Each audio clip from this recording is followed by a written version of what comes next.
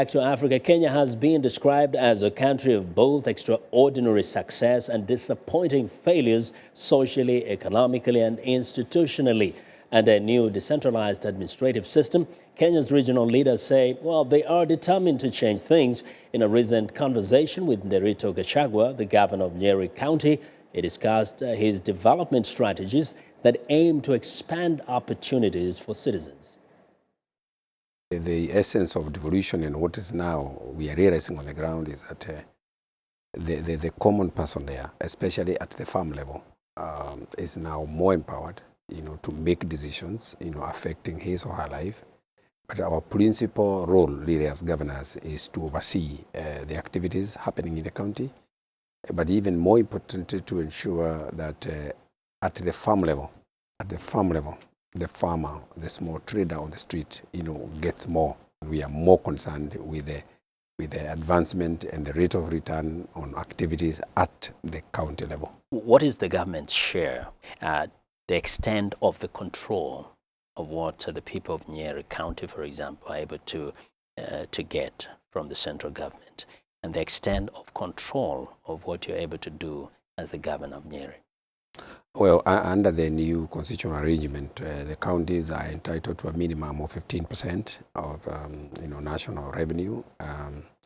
This year translates to about 226 billion out of a total of about 800 or 700. But really, this is not the real driver of growth at the county. The real driver of growth is the return to the farmer or to the trader on whatever activity he's doing.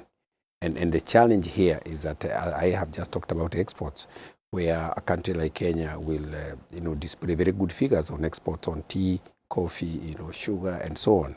But when you break that down, you find the farmer gets very little. Under the devolved system, how has it been in the initial months, trying to reach out even internationally to attract people to your own county so that they can invest and you can maximize on the potential of your county?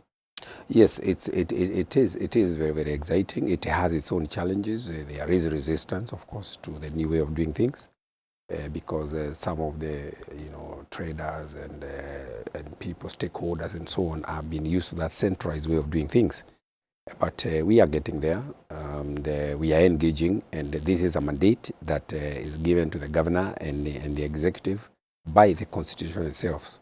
A constitution itself allowing him or her to engage, directly. How powerful are you? Because we've been listening to this debates back and forth with the politicians at the parliament and trying to, gauge who is more powerful and influential at the local level. Fortunately, our roles are well spelled out in the Constitution, and I think in time we are going to settle in our roles.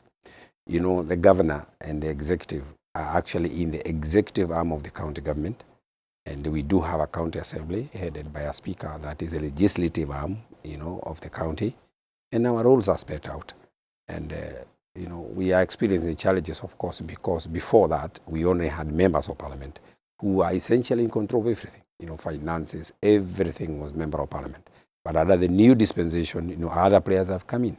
For instance, the governor, as the head of the executive at the county level, is in charge of, finances, implementation, and so on. And therefore, there's a bit of encroachment on that. Everybody wants to handle money.